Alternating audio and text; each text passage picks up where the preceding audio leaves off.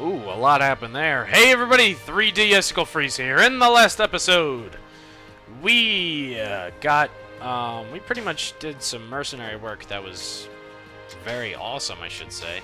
We did a lot of really important mercenary work. We did enemy riders as well as Inferno.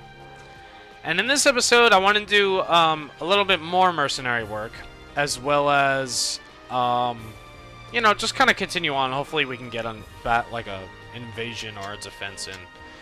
So the next mercenary work you're definitely going to want to do is Rain of Arrows.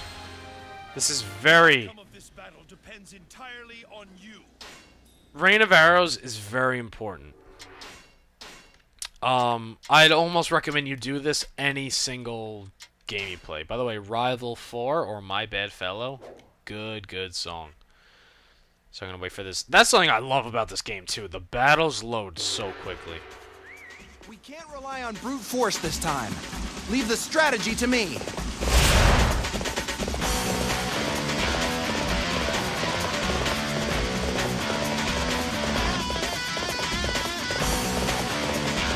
Fight me now for glory.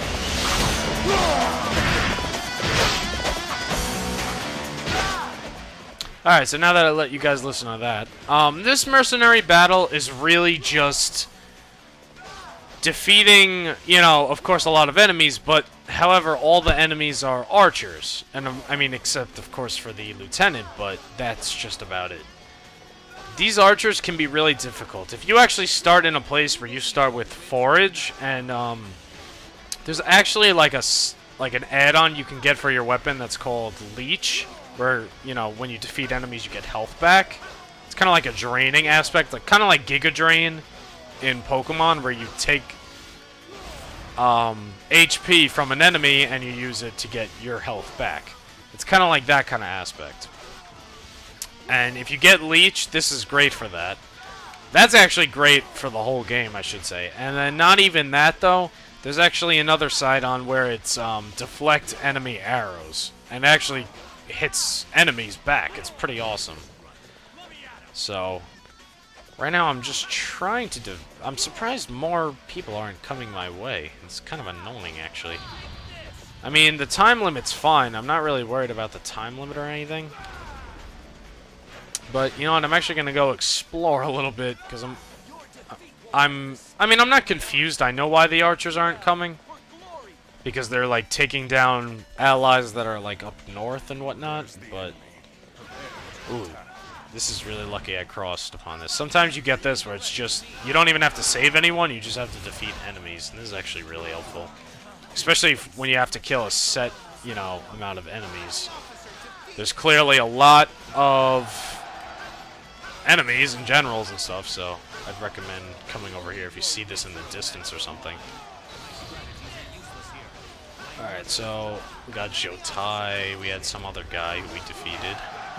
We had Wang Xia. I don't even know how to pronounce that, honestly. And then again, I told you guys I'm going to butcher the names of these characters, and will continue to butcher the names of these characters. Honestly, if you know the correct pronunciation, I probably pronounced that wrong, but anyway, if you guys know the correct, you know, way to pronounce it, please, by all means, let me know. I'd like to know how to pronounce it.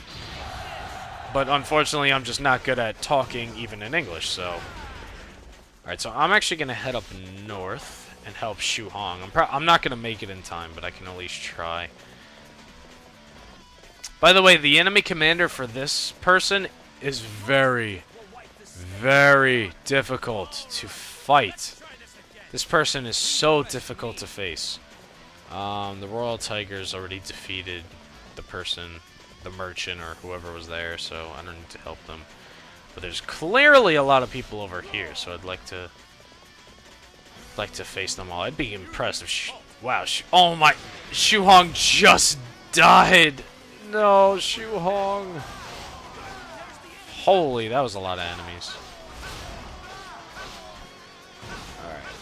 The enemy commander showed up. Mi Xuayan. I don't even know how to pronounce that, but I think the beginning of that was close. Yeah, I failed the mission. Anyway, she uses a bow and arrow. This weapon is extremely powerful, as I had told you guys towards the when we were creating this character. Mainly because her bow shoots out arrows. That makes sense. But each arrow does a little bit less than a normal sword. But because you're shooting out like 5 arrows at a time, if all 5 arrows hit me, it does so much damage. So, I mean, she's really, really powerful for this reason. Like, to the point where you have to be... I've lost on this on normal. I might have... In fact, I've actually lost on this on easy because... Yep, as you can see... Oh, she just does a lot, and her special does a lot, too. You have to be so careful. Because if she locks onto you... Then, well, I hate to say it, but you're most likely going to be dead.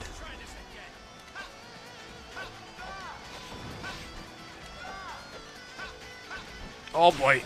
Okay, there we go. That's what I'm talking about. By the way, I guess just to let you guys know, you can't marry, like, you know, playable characters that the game makes. You can marry playable characters if you put custom characters on, but unfortunately, you can't marry like somebody. Not unfortunately, but you can't marry her. Anyway, the reason you want to do this battle. Through battle against archer units, you've learned the devastating power of the bow and the arrow. In battles against enemy territories, you can now barrage enemy arrows with poison arrows, delaying their return to the battlefield. And you don't actually get to use arrows or anything like that. But basically what that means is when you defeat an enemy, it doubles the time that they have to come back to the battlefield, which is extremely helpful. It takes them such a long time.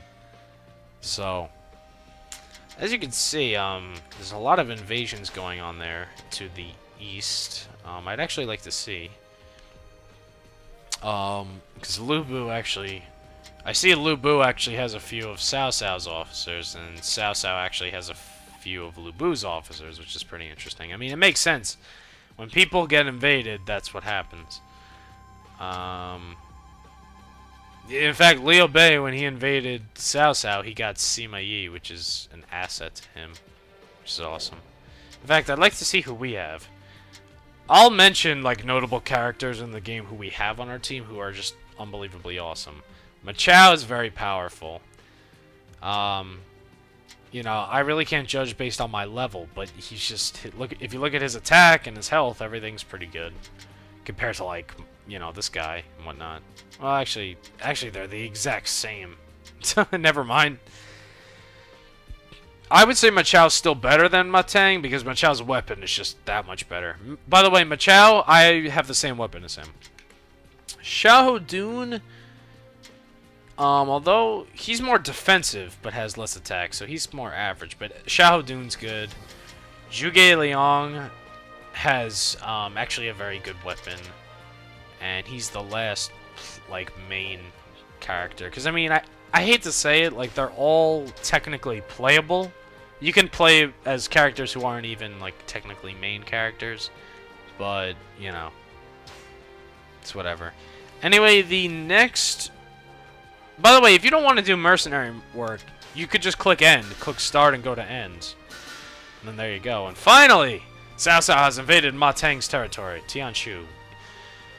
Will you join the battle? You could say no, or you could say yes. Now, just because you don't say yes doesn't mean they're going to take it over. Sometimes you can... Sometimes you don't actually have to be there, and your army can successfully lead, you know, successful defense. But sometimes that's kind of hard to pull off because, well, you're not there to see what actually happened. But anyway, I find this very ironic. Oh wow, and Cao Cao's not initiating a, like, an ability, like someone who's gonna do a fire attack or something. That actually makes my life that much easier. Anyway, just for some experience, I'm gonna take some bases around. I'm probably going to take, maybe not all 4 of these bases, but just a few of the bases around here. And then just defeat the generals and whatnot. I'm really just going to defend the land I have.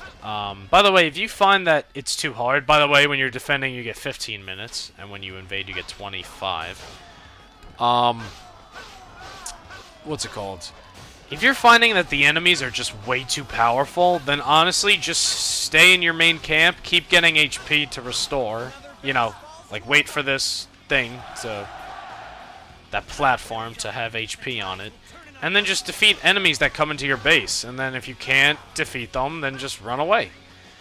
By the way, I noticed that sometimes your allies can defeat an officer better than you, faster than you can. Which I find very interesting, but sometimes that's just the case. I'll be explaining those instances, because there is an instance where that can actually happen. So I'm going to use focus, because we got 2 generals here, and I want to attack. I want to increase my attack power. If I can start to attack, that's one thing. When you use an ability, make sure you're not airborne, because that really sucks, because now you're just wasting time to not use the, you know, the special ability. So make sure you're not airborne. You'll be doing yourself a favor. Or don't use it when you think you're about to be airborne. Alright, so Hansei is probably about to be defeated. By the way, I'm sure you guys are gonna notice I do say like, oh, like this guy, I killed him, yeah. But like on, you know, oh, Hansei, he just died. He really didn't die. He just gets routed. So nobody in this game dies, which I find very disappointing. And I know that's very creepy to say. Oh, no one died. How disappointing. Oh my god, I'm stuck on here. What I mean by that is, because in Dynasty Warriors 5 Empires, you could actually execute people, which totally, of course, got them, you know, got rid of them for the entire duration of the game or scenario or whatever. Which, I don't know, I kind of liked, because it was like, I don't know, if there was a general who kept invading you and was pissing you off, you know, there you go, you would get rid of them. But, unfortunately, we don't have that. So, nice. Okay, so I was actually worrying about that general, but it seems that we didn't even have to go near him or anything.